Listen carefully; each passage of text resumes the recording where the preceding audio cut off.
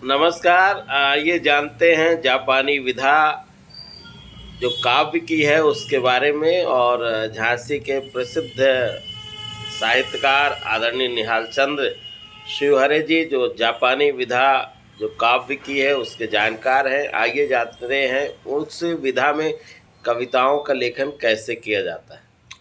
सामान्यतः जो हमारी जापानी विधा है तो लोग हाइकू के बारे में जानते हैं, लेकिन इसके अंतर्गत और भी विधाएं आती हैं। तो पहले तो मैं ये कहना चाहूँगा कि जापानी विधा हाइकू कहला रही है, जो जापान के नाम से फेमस होगी, वास्तव में वो विधा हमारे भारतवर्ष की है। जब हमारे यहाँ बुद्धम शरणम गच्छामी में लोग आपस में बैठते थे तो बहुत कम बात करते थे। जैसे हम लोग एसएमएस में अपना मैसेज भेजते हैं ना, तो कम से कम बात करती की जाती। तो हाइकू की जो विधा है 5-7-5 की है। लेकिन हुआ क्या, जैसे कि हमारे देश की परिस्थितियाँ रहीं, यहाँ पर अंग्रेजों का शासन आया, मुगलों का शासन आया, तो ये हमारे जितने भी बौद्ध धर्म के लोग थे यहाँ वहाँ चले गए, इंडोनेशिया चले गए, जापान चले गए। तो कई वर्षों बाद वही विधा लौट करके भारतवर्ष में आ गई, क्योंकि वो ठप्पा फिर जापान का लग गया तो जापानी विधा कहलाई। तो पहली विधा होती है हाइकू। हाइकू विधा में जो विधान होता है वो 5-7-5 अक्षरों का होता है। 5-7-5 में ये है कि उसमें मात्राएं नहीं गिनी जाती हैं और आधे शब्द जो होते हैं, अर्ध शब्द, वो नहीं गिने जाते। लेकिन उसका सीधे से मतलब ये नहीं कि आपने कोई सेंटेंस बनाया और 5-7-5 में उसको कर दिया।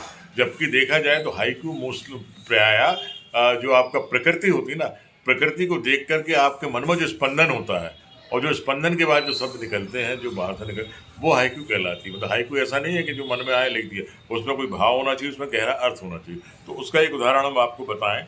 ये मेरे ही लिखे हुए हाइकू हैं। वीर बालाएं करती कदम ताल अरिका काल।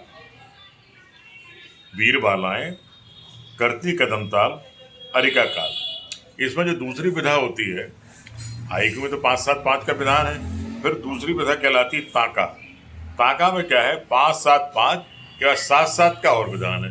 5-7-5 जैसे हाइकू लिखते हैं और उसमें 7-7 हम शब्द और जोड़ दें तो पूरा वो एक ताका बन जाएगा। जैसे काशी से झांसी, काशी से झांसी अलग जगाने को अवतरित मनुज अवतार झांसी की वीरांगना। ये हमारा एक ताका हो गया। 5-7-5 हाइकू और 7-7 और जोड़ दें तो 5-7-5-7-7 जो पूरा ये कहलाता है आपका ताका। एक होता है सैजोका। अगला जो है सैजोका कहते हैं, उसमें है 5-7-7, 5-7-7, 5-7-7 का विधान है। जैसे उदाहरण के लिए वीणा वादनी, वीणा वादनी हंस वाहिनी देवी श्वेत शुभ्र मोगरा अर्पण तुम्हें मात दिवस पर झोली भर दे माँ। 5-7-7, 5-7-7 का जो विधान होता है वो सैजोका कहलाता है। इसका एक अगला है हाइगा। हाइगा में क्या होता है कि जैसे आपने एक कोई चित्र देखा, आपके घर में एक फूल खिला, गुलाब का फूल खिला, और गुलाब का फूल जब खिला तो उस पर आपने गुलाब के फूल का चित्र ले लिया और उस पर अपना एक हाइकू लिख दिया, तो वो हाइगा कहलाता है। जैसे कि अभी हमने आपको शुरू में सुनाया था कि आपकी वीरवालाएँ करती कदम ताल अरिका काल। यदि वीरवालाएँ कदम ताल करते हुए एक हम चित्र ले लें और उसके साइड में किनारे पर ये लिख दें तो वो हमारा कहलाएगा जो हाइगा कहलाएगा। यानी कोई चित्र आपने देखा, उस चित्र को देखते ही आपके मन में कोई हाइकू आ गया, मन में विचार आ गया, वो हाइकू उस पर आपने लिख दिया तो वो आपका हाइगा कहलाएगा। एक होता है हाइवन।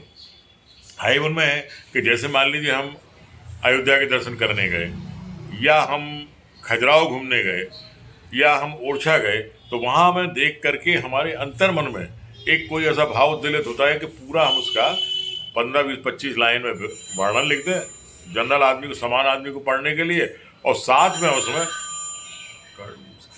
हम उसमें अपना वो पूरा लिख के एक 10-15-20-25 लाइन है और एक उस पर हम अपना हाइकू लिख दें। तो वो हाइकू यदि हम लिख देते हैं तो हमारा ये जो है इस तरह से वो बन जाता है, हाइवन बन जाता है। तो पहला है हाइकू, फिर है ताका, फिर है सैजोका, फिर है आपका हाइगा, फिर है हाइवन। एक इसमें और विधान होता है जो हमारा कहलाता है, जिसको हम कहते हैं चौका। ये एक लंबी कविता होती है। लंबी कविता में क्या है कि जैसे हम 5-7-5 लिखते हैं हाइकू हो जाता है, लेकिन हम यदि ऐसा करते हैं 5-7-5 और 7 एक जोड़ दें, 5-7-5-7, फिर 5-7-5-7, 5-7-5-7, इस तरह करते तो ये और उसमें होता है 15-17-19।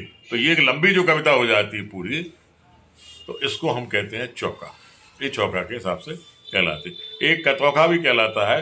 कतौका में क्या होता है, हमने 5 7 पाँच लेते हैं इसमें, आपके जो आपके हाई हाई उसमें हाईकू में, लेकिन हम 5 7 7 ले लें तो ये कतौका कहलाता है। तो इस तरह की इतनी ये विधाएं हैं, लेकिन इसको क्या है कि सामान्यतः लोग समझते बड़ा आसान है लिखना, लेकिन जब तक आपका मन का भाव नहीं आएगा और चीज़ उभर के नहीं आएगी, तो वो मैं आपको अभी उदाहरण के लिए 2 4 5 और आपको सुनाता हूँ, तो उससे थोड़ा क्लियर हो जाएगा।